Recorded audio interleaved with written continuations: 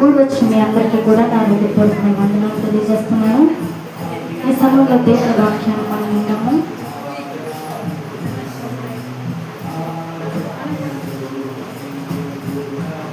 మన ప్రాంతానికి ఎవరైనా సెలబ్రిటీ వచ్చారనుకోండి, వచ్చినప్పుడు వారిని చూడడానికి మనము ఇష్టపడతా ఉంటాం.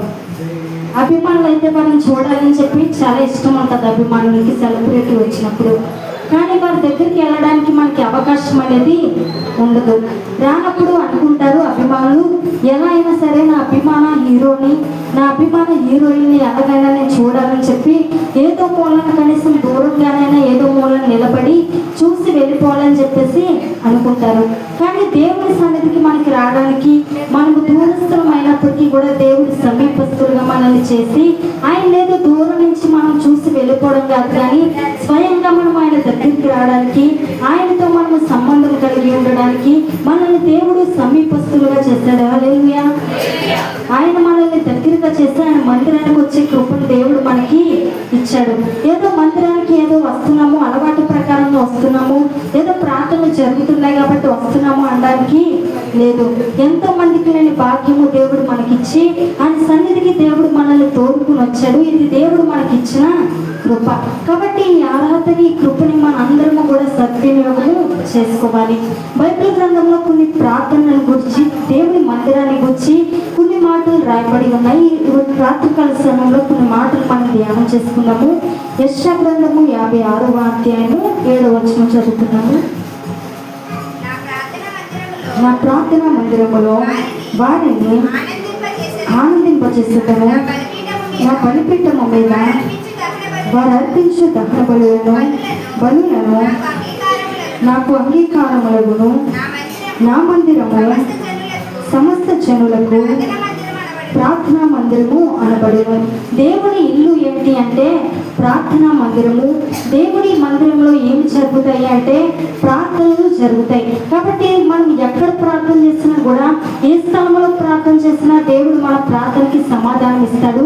అయితే తన బిడ్డలకి దేవుడు చేసిన వాగ్దానం ఏంటి అంటే, మీరు నా మందిరానికి వచ్చి నా సన్నిధిలో ప్రార్థన చేస్తే నిశ్చయముగా నేను మీ ప్రార్థనకి సమాధానం ఇస్తాను అని దేవుడు వాగ్దానం చేస్తాడు. హల్లెలూయా. దేవుడి మందిరం ఏంటి అంటే ప్రార్థనా మందిరము అనబడును. కాబట్టి ఇక్కడికి వచ్చి మనము దేవుడికి మొరపెట్టాలి, దేవుడికి మనము ప్రార్థన చేసుకోవాలి. దేవుడికి మొరపెడితే ఆయన ఉన్నాను అంటాడు, మన మొర ఆయన వింటాడు. ఆపత్కాలమందు నీవు నాకు మొరపెట్టుమని దేవుడు సెలవిస్తా ఉన్నాడు. కాబట్టి దేవుడి సన్నిధిలో మొరపెట్టడానికి దేవుడు మనకి అవకాశం ఇస్తున్నాడు. ఒక దైవజనుడు అన్నాడు, ఒక వ్యక్తి ప్రార్థన చేయకపోతే ఆత్మీయంగా ఆ వ్యక్తి గర్భంలోనికి వెళ్ళినట్లే. మనం అనుకుంటూ ఉంటాము గర్వం అంటే ఏంటి అంటే మనల్ని మనము హెచ్చించుకోవడము, మన కోసం మనము గొప్పగా చెప్పుకొని ఎదుటి వారిని మనము తక్కువ చేయడము, ఇదే గర్వం అని చెప్పేసి అనుకుంటాం. కానీ మనము ప్రార్థన చేయకపోయినా కూడా అది గర్వమే అని దైవజనుడు చెప్తా ఉన్నాడు. ఒక వ్యక్తి ప్రార్థన చేయకుండా ఉంటే అది ఖచ్చితంగా ఆత్మీయమైన గర్భంలోనికి వస్తుంది. ఇప్పుడు మనం ప్రార్థన చేసినప్పుడు దేవుడితో మనం ఎలా ఉంటాము అంటే, ప్రార్థన చేసినప్పుడు ఆయనతో మనము సమయాన్ని గడుపుతాము, ప్రార్థన చేస్తున్నప్పుడు ఆయన జ్ఞానాన్ని మనము కోరుకుంటాము, ప్రార్థన చేస్తున్నప్పుడు ఆయన సన్నిధిని మనము కోరుకుంటాము, ఆయన తోడు మనము కోరుకుంటాము, ప్రార్థన చేస్తున్నప్పుడు ఆయన సహాయాన్ని మనము కోరుకుంటాము, ప్రార్థన చేస్తున్నప్పుడు దేవుని మీద మనము ఆధారపడతాం. కానీ ఒక వ్యక్తి కొన్ని రోజుల పాటు ప్రార్థన చేయకుండా, ప్రపంచ సహాయం ఏమి నాకు అక్కర్లేదులే, నేను ఎలాగైనా బ్రతికేస్తాను, నా అంతటా నేను బ్రతుకుతాను, నువ్వు నీ సహాయం నాకు అవసరం లేదు, నీ మీద ఆధారపడను, నాకు చాలా బలం ఉంది, నాకు చాలా శక్తి ఉంది, నాకు చాలా ధనం ఉంది, చదువు ఉంది, నాకు పేరు ప్రఖ్యాతులు అన్నీ ఉన్నాయి, చాలా వనరులు నాకు ఉన్నాయి, నాకున్న బలముతో ధనముతో నేను ఏదైనా చేసేయగలను, ఇవన్నీ ఉంటే నాకు చాలు, నువ్వు అక్కర్లేదు అనుకుంటే ఆ వ్యక్తి దేవుడితో ఏం చెప్తున్నట్లు అంటే, నా బలము నా శక్తి దాని మీద నేను ఆధారపడుతున్నాను, నువ్వు నాకు వద్దు అని చెప్తున్నట్లు. కాబట్టి దేవుడి మీద మనము ఆధారపడే వ్యక్తిగా ఉండాలి. ఆ వ్యక్తి అనుకుంటున్నాడు తన మీద ఆధారపడి, తన శక్తి మీద తన బలం మీద ఆధారపడి బ్రతుకుతున్నాడు అంటే దేవుని మీద కాకుండా ఆ వ్యక్తిని తనకు తాను ఆధారం చేసుకుని బ్రతుకుతున్నట్లు. కాబట్టి దేవుడు అంటున్నాడు, నా మందిరము ప్రార్థనా మందిరము అనబడును అని దేవుడు చెప్తున్నాడు. దేవుని సన్నిధిలో మనము దేవుడికి మొరపెట్టే వారిగా ఉండాలి. కానీ అన్నిటికీ సమయం ఉంటుంది, కానీ ప్రార్థన చేయడానికి సమయం అనేది ఉండట్లేదు.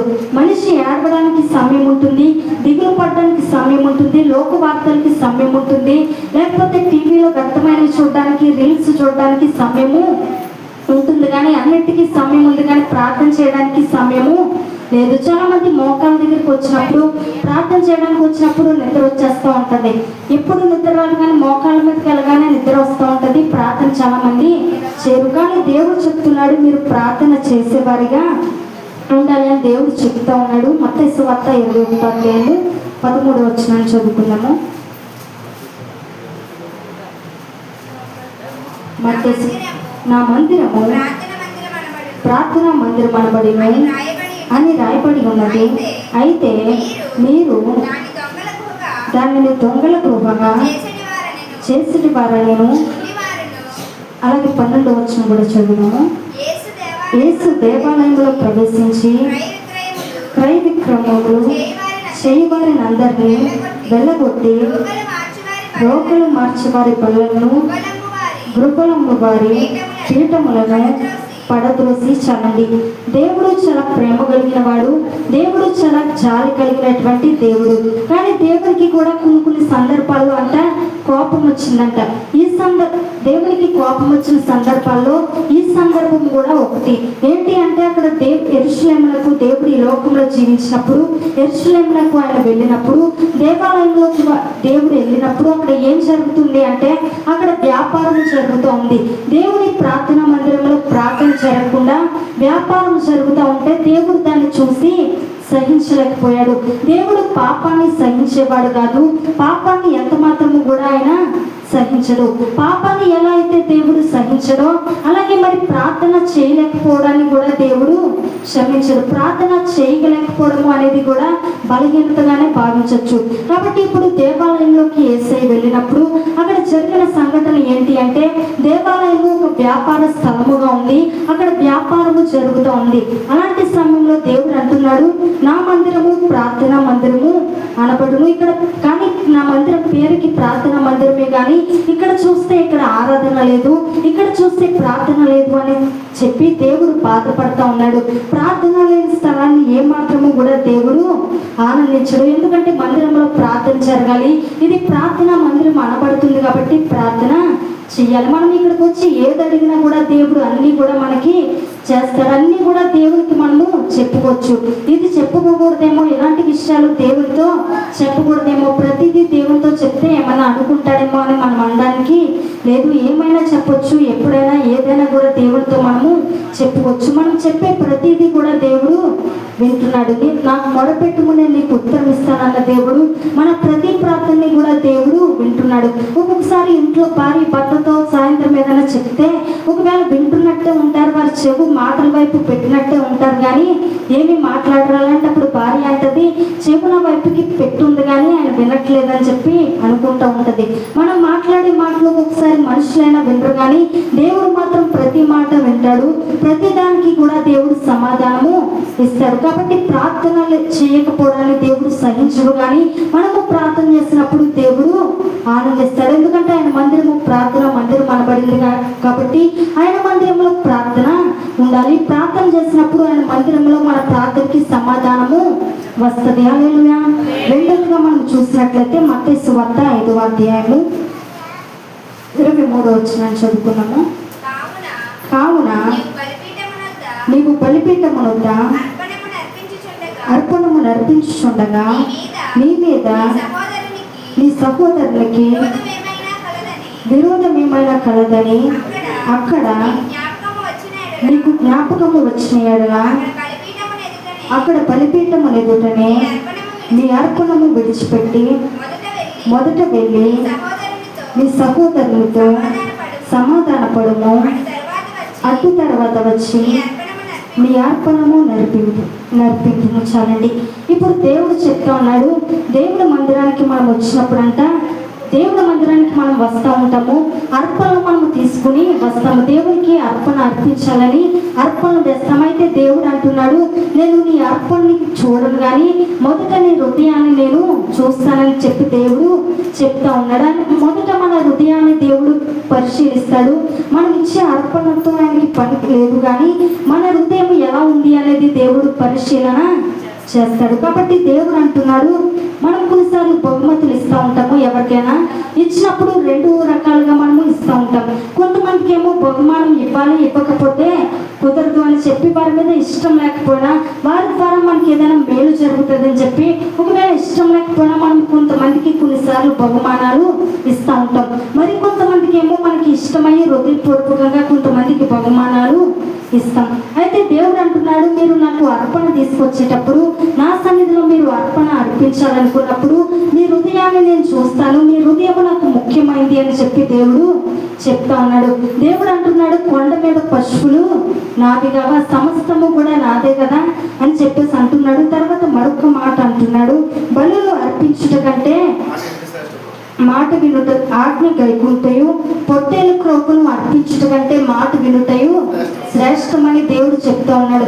మరి సౌలు దేవునికి అవిధేయుడుగా ఉన్నప్పుడు, సౌలు దేవునికి అవిధేయత చూపించినప్పుడు సమూయేలు ప్రవక్త ద్వారా సౌలుకి దేవుడు ఏం చెప్తా ఉన్నాడు అంటే, సౌలు నువ్వు బలులు అర్పించడం ద్వారా నా దృష్టిలో నువ్వు గొప్పవాడివి అవ్వవు, కానీ నువ్వు నా మాట వింటే, నీ హృదయం సరైనదిగా ఉంటే, నీ మనసు సరైనదిగా ఉంటే, నువ్వు నా మాట వింటే అదే నాకు, నీ హృదయం సరైనదిగా ఉంటే అదే నాకు అంగీకారము, అదే నాకు నీ హృదయమే ముఖ్యం అని చెప్పేసి దేవుడు ఒక మాట చెప్తా ఉన్నాడు. కాబట్టి దేవునికి మనం అనుకోవచ్చు, మందిరంలో నేను బలులు అర్పించాలనుకుంటున్నాను, అర్పణలు నేను అర్పించాలనుకుంటున్నానని చెప్పి మనము అర్పణలు దేవుడి మందిరంలోకి తీసుకుని రావచ్చు. అయితే దేవుడు అంటున్నాడు, నీ అర్పణ కాదు నాకు ముఖ్యమైంది, నీ హృదయము నాకు ముఖ్యమైనది అని చెప్పి దేవుడు చెప్తున్నాడు. కానీ మనమైతే అనుకుంటాము, నా హృదయమేమి దేవునికి ముఖ్యమైనది కాదులే, నా హృదయాన్ని ఏమి దేవుడు గమనించలే, నేనేదో అర్పణ తీసుకుని మందిరానికి ఇచ్చేస్తే సరిపోతుంది, అర్పణ ద్వారా దేవునికి సంతోషం కలుగుతుంది, నా హృదయం ఎలా ఉన్నా కూడా పర్లేదు అని చెప్పి మనం అనుకుంటాం. కానీ దేవుడు అర్పణని లక్ష్య పెట్టేవాడుగా లేడు, కానీ ఆయన మన హృదయాన్ని లక్ష్య పెడతా ఉన్నాడు. ఆయన అంటున్నాడు, నీ సహోదరుని మీద నీకు కోపం ఉంటే ఒకవేళ వెళ్ళి అర్పణ మందిరంలోకి వచ్చి నువ్వు అర్పణ అర్పించేదానికంటే ముందే ఆ అర్పణని అక్కడే నువ్వు విడిచిపెట్టి నీ సహోదరుని దగ్గరికి వెళ్ళి వారితో సమాధానపడి వాళ్ళని క్షమించి అప్పుడు తిరిగి వచ్చి ఆ అర్పణ అర్పించు అని దేవుడు చెప్తున్నాడు. కాబట్టి దేవుని మందిరము ఎలాంటిది అంటే మన హృదయాన్ని సరి చేయగలిగింది దేవుని మందిరం. దేవుని మందిరానికి వచ్చినప్పుడు మన హృదయం ఏమవుతుంది అంటే బాగు చేయబడుతుంది. దేవుడు మన పరమ కుమ్మరి, మన పరమ వైద్యుడు, మన హృదయాన్ని ఆయన సరి చేస్తాడు. ఆయన భౌతికంగా మన శరీరాన్ని మాత్రమే కాదు, కానీ ఆత్మీయంగా మన ఆత్మని కూడా, మన హృదయాన్ని కూడా దేవుడు బాగు చేయగలిగినటువంటి వాడు. హల్లెలూయా. దేవుడి సన్నిధికి వచ్చినప్పుడు మన హృదయంలో ఏమైతే అసూయ ఉందో, మన హృదయంలో ఏదైతే దోషం ఉందో, మన హృదయంలో ఏదైతే తప్పులు అసహ్య కార్యాలు మన హృదయంలో ఉన్నాయో, దేవుని సన్నిధికి వచ్చినప్పుడు మన హృదయాన్ని దేవుడు శుద్ధి చేస్తాడు. దేవునికి ఇష్టమైన కార్యాలు మనలో ఏమైతే ఉన్నాయో అవన్నిటిని కూడా దేవుడు తుడిచివేసి మన హృదయాన్ని దేవుడు బాగు చేస్తాడు. హల్లెలూయా. కాబట్టి దేవుని సన్నిధిలో మన హృదయం పరిశుద్ధమైనదిగా ఉండాలి. ఇప్పుడు కయ్యేను ఏబేలు కూడా దేవునికి అర్పణలు అర్పించారు. వారు అర్పించినప్పుడు కయ్యేను అర్పణ తెచ్చాడు, ఏబేలు కూడా అర్పణ తెచ్చాడు, కానీ దేవుడు ఏబేలు యొక్క అర్పణని లక్ష్య పెట్టాడు, కయ్యేను యొక్క అర్పణని దేవుడు లక్ష్య పెట్టలేదు. పెట్టకపోయేసరికి కయ్యేను తన తమ్ముడి మీద చాలా కోపపడ్డాడు, చాలా ద్వేషాన్ని పెంచుకున్నాడు, తన తమ్ముడిని చంపడానికి కూడా సిద్ధపడ్డాడు. ఇప్పుడు దేవుడు అంటున్నాడు, అదే ద్వేషం నీలో ఉంది కాబట్టే, ఆ కోపం నీలో ఉంది కాబట్టే, నీ హృదయం బాలేదు కాబట్టే నీ అర్పణ నాకు వద్దు అని దేవుడు చెప్తున్నాడు. కాబట్టి దేవుని సన్నిధికి మనం వచ్చినప్పుడు మన హృదయము శుద్ధి చేయబడాలి. దేవుని సన్నిధిలో మనం ఒకవేళ మన సహోదరుని క్షమించలేని మనసు ఉంటే ఆ మనసు పతనానికి దారి తీస్తుంది అనే విషయాన్ని మనము గమనించగలగాలి. కాబట్టి దేవుని సన్నిధిలో మనం అర్పణలు అర్పించడానికి దేవుడు మన హృదయాన్ని ఆయన శుద్ధి చేస్తాడు. మూడవదిగా మనం చూసినట్లయితే 2వ దినవృత్తాంతములు 6వ అధ్యాయము 20వ వచనం చదువుకుందాం. 2వ దినవృత్తాంతములు 6వ అధ్యాయము 20వ వచనం. మీ సేవకుడు ఈ స్థలము తట్టు తిరిగి చేయు విన్నపములను వినుటకై నా నామమున అచ్చట ఉంచదమని నీవు సెలవిచ్చిన స్థలమునున్న ఈ మందిరము మీద నీ కను దృష్టి రాత్రి పగళ్ళు నిలుచునుగాక. నీ సేవకుడను నీ జనులైన ఇశ్రాయేలును ఈ స్థలము తట్టు తిరిగి చేయబోవు ప్రార్థనలను నీవు ఆలకించుము. ఆకాశములనున్న నీ నీ నివాస స్థలమందు నివాస స్థలమందు ఆలకించినప్పుడు క్షమించుము. చాలండి. దేవుని సన్నిధికి మనం వచ్చి మనము విన్నపాలు ఆయనతో మనము చెప్పుకోవచ్చు. మన శ్రమలన్నీ కూడా మనం హృదయం విప్పి దేవునితో మనం మాట్లాడుకోవచ్చు. దేవుని ఏదైనా కూడా మనము అడగచ్చు. పిల్లలు తల్లిదండ్రుల దగ్గరికి వెళ్ళి వారికి కావాల్సినవి ఎలా అయితే అడుగుతారో దేవుని సన్నిధికి వచ్చి మనం కూడా మనకు కావాల్సినవన్నీ కూడా దేవుని మనము అడగచ్చు. అడిగినప్పుడు దేవుడు ఇస్తాడా అంటే ఇస్తాడు. మనకు ఒకవేళ జ్ఞానము కొదువుగా ఉన్నా జ్ఞానము మనము దేవుణ్ణి అడిగినా కూడా ఇస్తాడు. దేవుని వాక్యం సెలవిస్తుంది, మీలో ఎవరికైనా జ్ఞానము కొద్దుగా ఉన్న ఎడల వారిని దేవుని అడగవాళ్ళను ఎవరిని కూడా గట్టింపక అందరికీ ధారాళముగా ఆయన దయచేస్తాడని చెప్పి వాక్యము సెలవిస్తుంది. కాబట్టి జ్ఞానం పొదువుగా ఉంటే దేవుని అడగొచ్చా? దేవుడు ఇస్తాడా అంటే ఇస్తాడు. మనకు ఒకవేళ బుద్ధి లేకపోతే బుద్ధి దేవుని అడగొచ్చా? ఇస్తాడా అంటే ఇస్తాడు. లేకపోతే మనకి అనారోగ్యంగా ఉంటే ఆరోగ్యము దేవుని అడగొచ్చా? ఇస్తాడా అంటే ఇస్తాడు. మన పరిస్థితులన్నీ కూడా దేవుడు మారుస్తాడా? నా ఎలాంటి పరిస్థితులైనా ఆయన మార్చగలడా అంటే ఖచ్చితంగా ఆయన మారుస్తాడు. దేవుని అడిగినప్పుడు ఏదైనా కూడా ఆయన చేస్తాడు. మన భౌతికంగా మనకు కావాల్సినవన్నీ దేవుడు చేస్తాడు. అలాగే మన మానసికంగా ఉన్న ఒత్తిడిని కూడా దేవుడు తీరుస్తాడు. కొంతమంది మానసిక ఒత్తిడి అనేది చాలా మందిలో ఉంటుంది. మానసికంగా వారికి కొంచెం కుదురు ఉండదు. మానసికంగా వారి వేదనకి లేకపోతే అదో రకమైన దిగులకి వారు గురవుతూ ఉంటారు. అలాంటి మానసిక పరిస్థితుల్లో దేవుని సన్నిధికి వచ్చిన మానసికంగా కూడా ఆయన స్వస్థత ఇస్తాడు. అలాగే ఆత్మీయంగా ఒకవేళ నీకు ఏది పొదువైందో, ఆత్మీయంగా నువ్వు ఎక్కడ పడిపోయావో అలాంటి సమయంలో దేవుని సన్నిధికి వచ్చిన ఆత్మీయంగా కూడా నీకు ఆత్మలో ఎదగడానికి కావలసినవన్నీ కూడా దేవుడు ఇస్తాడు. ఏదైనా కూడా దేవుడు ఇస్తాడు. 21వ వచనం నీ సేవకుడను నీ జనులైన ఇశ్రాయేలీయులను ఈ స్థలము తట్టు తిరిగి చేయబోవు ప్రార్థనలను నీకు ఆలకించును. ఆకాశములనున్న నీ నివాస స్థలమందు ఆలకించినప్పుడు క్షమించుకో. చాలండి. మనము దేవుని సన్నిధికి వచ్చి ఏది చెప్పుకున్నా అన్ని దేవుడు చేస్తాడు. దేవుని సన్నిధికి వచ్చి మనం ఏది అడిగినా అన్ని కూడా దేవుడు ఇస్తాడు. 24వ వచనం చదువుకున్నాము. నీ జనులైన ఇశ్రాయేలు నీ దృష్టి ఎదుట పాపము చేసిన వారే తమ శత్రువుల బలములకు నిలువలేక పడిపోయినప్పుడు వారు నీ యుద్ధకు తిరిగి వచ్చి నీ నామమును ఒప్పుకుని ఈ మందిరమునందు నీ సన్నిధిని ప్రార్థించి విన్నపము చేసిన ఎడల ఆకాశమందు నీవు విని నీ జనులైన ఇశ్రాయేలు చేసిన పాపమును క్షమించి వారికి వారి పితరులకు నీవిచ్చిన దేశములకు వారిని మరలా రప్పించదు కాక. చాలండి. సొలొమోను మందిరం కట్టినప్పుడు సొలొమోను చేస్తున్నటువంటి ప్రార్థన ఏంటి అంటే, ప్రభుని సన్నిధికి వచ్చి ప్రార్థన చేసినప్పుడు వారు ఏది అడుగుతారో అన్నీ కూడా ఇవ్వని ప్రార్థన చేస్తూ ఉన్నాడు. ఇప్పుడు చదివిన ఈ వాక్య భాగం ఏంటంటే, చాలా మంది ఓడిపోయినప్పుడు వారు అనుకుంటూ ఉంటారు, ఓడిపోయినప్పుడు చాలా మంది పిల్లలు ఎగ్జామ్స్ రాస్తున్నప్పుడు వారు ఎగ్జామ్కి ఇంకా వెళ్లకుండా రాయిందే ఇంకా రిజల్ట్ రాందే కూడా అంటారు, మేము ఒకవేళ ఫెయిల్ అయిపోతామేమో అని చెప్పి అంటూ ఉంటారు. ఫెయిల్ అయిపోతే మా అమ్మ నాన్నలకి ఎలా ముఖం చూపించాలి, ఒకవేళ ఫెయిల్ అయిపోతే మా బంధువులకి ఎలా ముఖం చూపించాలి, మా ఫ్రెండ్స్కి ఎలా ముఖం చూపించాలి అని చెప్పేసి అంటూ ఉంటారు. ఫెయిల్ అయిపోతామని చెప్పి ఇంకా రిజల్ట్ రాకుండానే భయపడిపోయి ఆత్మహత్యలు చేసుకునేవారు కూడా చాలామంది ఉన్నారు. భయంతో ఓటమి వస్తుందనే భయంతో ఓటమి భారంతో ఆత్మహత్యలు చేసుకుని వారి ప్రాణాలు తీసుకునేవారు కూడా చాలామంది ఉన్నారు. కానీ ఇక్కడ రాయబడింది ఏంటంటే, నువ్వు ఓటమితో ఉండి కూడా దేవుని మందిరానికి వచ్చినప్పుడు దేవుని సన్నిధిలో నీకు విజయాన్ని మళ్ళా దేవుడు దయచేస్తాడంట. హల్లెలూయా. దేవుని సన్నిధిలో జయం మనకి మరలా వస్తుంది. కాబట్టి ఏ విషయానికి మనము భయపడాల్సిన అవసరం లేదు. ఒకవేళ నువ్వు ఏమన్నా ఓటమి పాలవుతూ ఉన్నావేమో, లేకపోతే ఏ విషయాల్లో అయినా ఓటమి అనే భయం నిన్ను వేధిస్తూ ఉందేమో, అయితే దేవుని సన్నిధికి వచ్చి నువ్వు ప్రార్థన చేస్తున్నప్పుడు, దేవుని సన్నిధికి వచ్చి ఆయన దగ్గర నువ్వు కనిపెడతా ఉన్నప్పుడు దేవుడు నీ ఓటమిని ఆయన సన్నిధిలో విజయంగా దేవుడు మార్చిపోతా ఉన్నాడు. అలాగే దేవుని వాక్యాన్ని మనం చదువుకున్నాము.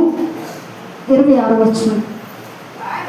వారు నీ దృష్టి ఎదుట చేసినందున పాపం చేసినందున ఆకాశము మూయబడి ఆకాశము మూయబడి వాన కురియకున్నప్పుడు కురియకున్నప్పుడు వారు తలుపు తట్టు తిరిగి ఈ స్థలము తట్టు తిరిగి ప్రార్థన చేసి ప్రార్థన చేసి నామమును ఒప్పుకుని నీ నామమును ఒప్పుకొని నీవు వారిని శ్రమ పెట్టినప్పుడు వారు తమ పాపములను విడిచిపెట్టి తిరిగిన ఎడల ఆకాశమందున్న నీవు ఆకాశమందున్న నీవు ఆలకించి నీ సేవకులను నీ జనులకు ఇశ్రాయేలు చేసిన పాపమును క్షమించి వారు నడవవలసిన మంచి మార్గము వారికి బోధించి నీవు నీ జనులకు స్వాస్యముగా ఇచ్చిన నీ దేశములకు వాన దయచేదువుగాక. చాలండి. మనం దేవుని సన్నిధికి వచ్చి దేవుని సన్నిధిలో మనం ఏం చేయాలి అంటే ఒప్పుకోవాలంట.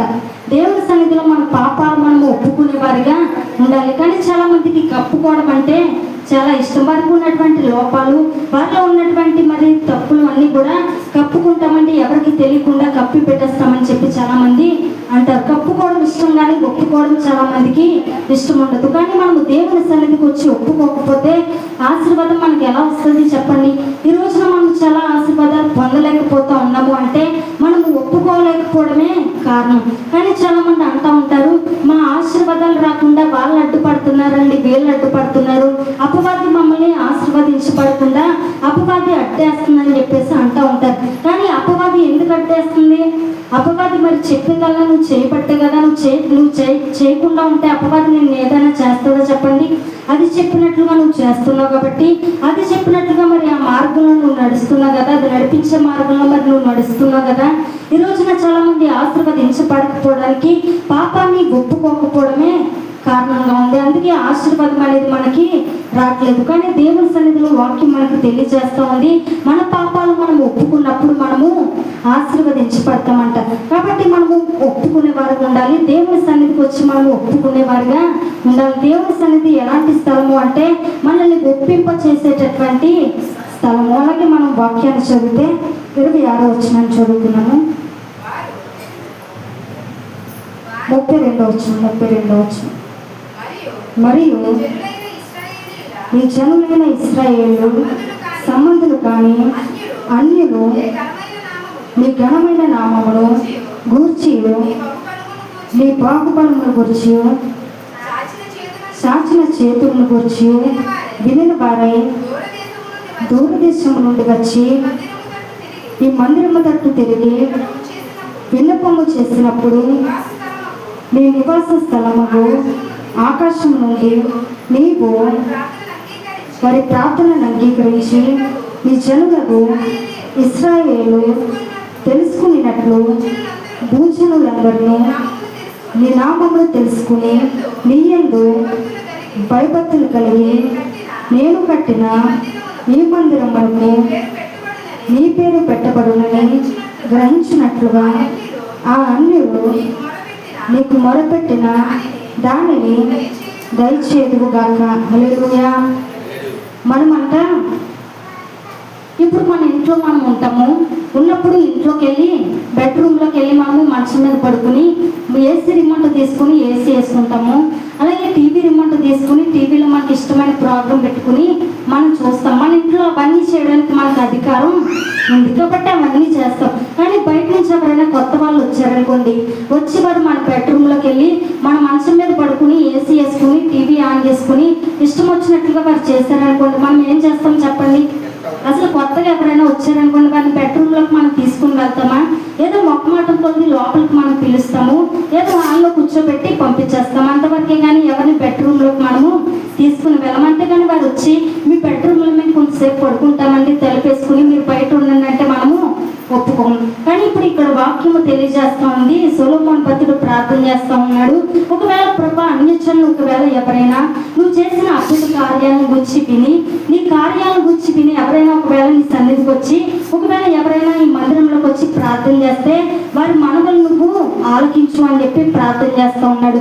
ఇప్పుడు దేవుడు అంట ఒకవేళ తన బిడ్డలకి కాదు, ఒకవేళ అన్యజనులు తనని ఎరగని ప్రజలు వచ్చి ప్రార్థన చేసినా కూడా వారి ప్రార్థన దేవుడు ఆలకిస్తాడంట, వారిని దేవుడు హక్కున చేర్చుకుంటాడంట. దేవుడు వాక్యం సెలవిస్తున్న అన్యుల్ని కూడా ఆయన దగ్గరికి చేర్చుకునేటటువంటి దేవుడని వాక్యం మనకి సెలవిస్తూ ఉంది. 7వ అధ్యాయము 1వ వచనం చదువుకున్నాం. సొలొమోను తను చేయి ప్రార్థనను ముగించినప్పుడు అగ్ని ఆకాశం నుండి దిగి దహన బలులను ఇతరమైన బలులను దహించెను. యెహోవా తేజస్సు మందిరము నిండా నిండెను. యెహోవా తేజస్సుతో మందిరము నిండినందున యాజకులు అందులో ప్రవేశింపలేక ఉండేది. చాలండి.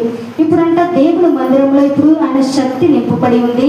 ఇప్పుడు ఆయన ప్రభావము నింపబడి ఉంది. దేవుడి మందిరము ఎలాంటి స్థలము అంటే ఆయన శక్తితో నింపబడిన స్థలము, ఆయన ప్రభావంతో నింపబడినటువంటి స్థలం. ఇక్కడ ఆయన శక్తి ఉంది కాబట్టి ఆ శక్తితో ఆ మందిరము నింపబడినప్పుడు యాజకులు కూడా లోపలికి ప్రవేశించలేక పోయారు. కాబట్టి దేవుని మందిరానికి వచ్చినప్పుడు ఆయన రక్తంలో నువ్వు కడగబడినప్పుడు ఆయన చేత నువ్వు మారు మనసు పొంది రక్షణ పొందినప్పుడు నిన్నంట దేవుడు తన శక్తితో దేవుడు నింపుతాడంట. అపొస్తలుల కార్యములు 1వ అధ్యాయంలో ఒక మాట ఉంది, పరిశుద్ధాత్మ మీ మీదకి వచ్చినప్పుడు మీరు శక్తిని పొందుతారు. కాబట్టి శక్తిని దేవుడు మనకి అనుగ్రహించి ఉన్నాడు.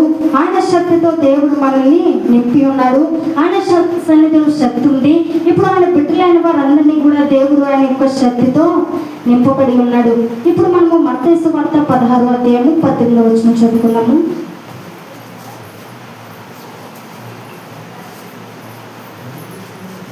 దేవుడు తన సంఘానికి దేవుడు ఇచ్చినటువంటి అధికారం ఏంటి అంటే 16వ అధ్యాయము 18వ వచనం. మరియు నీవు పేతురువు ఈ బండ మీద నా సంఘమును కట్టుదు, పాతాళలోక ద్వారములు దాని ఎదుట నిలవనేరవని నేను నీతో చెప్పుచున్నాను. చాలండి. ఇప్పుడు పేతురుతో దేవుడు అంటున్న మాట, పేతురు ఎలాంటి వాడు అంటే దేవుని ఎరగనని ముమ్మారు బొంకినటువంటి వ్యక్తి. అతను మాట మార్చే వ్యక్తి, ఒక్కొక్క నిమిషానికి ఒక్కొక్కలా మాట్లాడేటటువంటి వ్యక్తి పేతురు. అలాంటి పేతురుతో దేవుడు అంటున్నాడు, బండ మీద నేను సంఘాన్ని కడతాను అని చెప్పి అంటున్నాడు. ఇప్పుడు పేతురుకి పెట్టినటువంటి పేరు ఏంటి అంటే కేఫా అనేటటువంటి పేరు.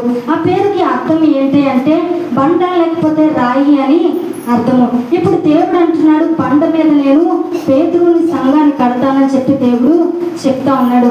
చెప్పిన తర్వాత మరి అపొస్తలుల కార్యాలు మనం చూస్తే పేతురుని చాలా అద్భుతమైన రీతిలో దేవుడు వాడుకున్నాడు. పేతురు ద్వారా చాలా అద్భుతమైనటువంటి కార్యాలు దేవుడు జరిగించినట్లుగా చూస్తూ ఉన్నాం. కాబట్టి ఆ అధికారాన్ని దేవుడు సంఘానికి ఇచ్చి ఉన్నాడు. అపవిత్రాత్మల్ని మనం వెళ్ళగొట్టే అధికారం దేవుడు మనకి ఇచ్చి ఉన్నాడు.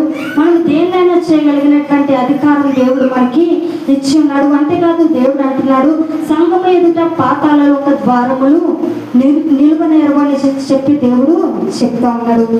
దినవృత్తాంతములోకి మళ్ళా వద్దాం మనం. దినవృత్తాంతములు 7వ అధ్యాయంలో 3వ వచనం. అగ్నియు యెహోవా తేజస్సును మందిరం మీదకి దిగగా చూచి ఇశ్రాయేలు అందరిను సాష్టాంగ నమస్కారం చేసి యెహోవా దయాళుడు, ఆయన కృప నిరంతరం ఉండునని చెప్పి ఆయనను ఆరాధించి స్తుతించిరి. చాలండి. ఇక్కడ మనం చూస్తున్నప్పుడు ఇప్పుడు జరుగుతూ ఉంది. ఇప్పుడు మరి సొలొమోను ఎప్పుడైతే ప్రార్థన చేశాడో, ప్రార్థన చేసిన తర్వాత ఇప్పుడు ఆకాశంలో నుంచి అక్కడికి అగ్ని దింపబడి ఉంది.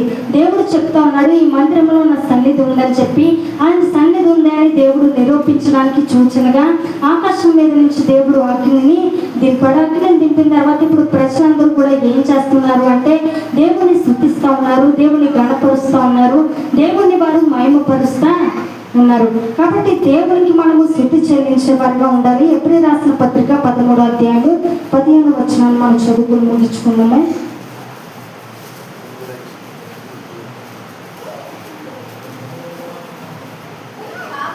కాబట్టి ఆయన ద్వారా మనము దేవునికి ఎల్లప్పుడూ స్తుతియాగము చేయుదుము, అనగా ఆయన నామమును ఒప్పుకొనుచు జీవఫలము అర్పించడము. చాలండి. ఇప్పుడు అగ్ని దిగిరాగానే వారు దేవునికి స్తుతి యాగము చేశారు. ఇప్పుడు స్తుతి ధూపాన్ని వారు వేశారు. వేసిన తర్వాత ఆ స్తుతి ధూపము దేవుని సన్నిధికి చేరింది. మనం ఎల్లప్పుడూ దేవుని స్తుతించే వారిగా మనము ఉండాలి. ఎల్లప్పుడూ కూడా దేవునికి మన స్తుతి యాగము చెల్లించాలి. ఎల్లప్పుడూ దేవుని మనము గణపరిచే వారిగా ఉండాలి. దేవుని సన్నిధిలో మన స్తుతి యాగము దేవుని సన్నిధికి చేరేదిగా ఉండాలి. మనం దేవుడి మందిరానికి వచ్చే కృప దేవుడు మనకి ఇచ్చాడు. దేవుడి మందిరంలో ఎలాంటి కార్యాలు జరుగుతాయి అంటే, దేవుడి మందిరానికి మనం వచ్చినప్పుడు ఆయన సన్నిధిలో మనం మొరపెడితే మన ప్రార్థనని దేవుడు ఆలకించి మనకు సమాధానం ఇస్తాడు. దేవుడి మందిరానికి వచ్చినప్పుడు మన హృదయము సరిచేయబడుతుంది. దేవుడి మందిరానికి వచ్చినప్పుడు మరి మన విన్నపాలు దేవుడు ఆలకిస్తాడు. మనం ఏది అడిగినా కూడా దేవుడు చేస్తాడు. అలాంటి మందిరములు నిలిచే భాగ్యము దేవుడు మనకి ఇచ్చాడు. ఇదేదో మనంతటా మనము మందిరానికి వస్తే వచ్చింది కాదు, కానీ దేవుడు మనకి ఇచ్చిన కృప అని చెప్పొచ్చు. ఈ రోజున ఎంతోమంది గొప్పవారు ధనికులు ఈ లోకాన్ని విడిచిపెట్టి వెళ్ళిపోయారు. దేవుడి మందిరానికి ఎంతో మంది రావాలనుకుంటున్నారు, కానీ వారందరికీ అవకాశం అనేది లేదు. కానీ దేవుడి మందిరానికి వచ్చే కృప దేవుడు మనకి ఇచ్చాడు కాబట్టి దాన్ని మనము తలంచుకుని దేవుని మనము స్తుతించేవారుగా, దేవుని సన్నిధిలో మన మనము స్తుతి ధూపాన్ని దేవునికి అర్పించేవారుగా మనము ఉండాలి. అందరూ కళ్ళు మూసుకొని ప్రార్థన చేసుకుందాం. అందరూ లేచి నిలబడండి.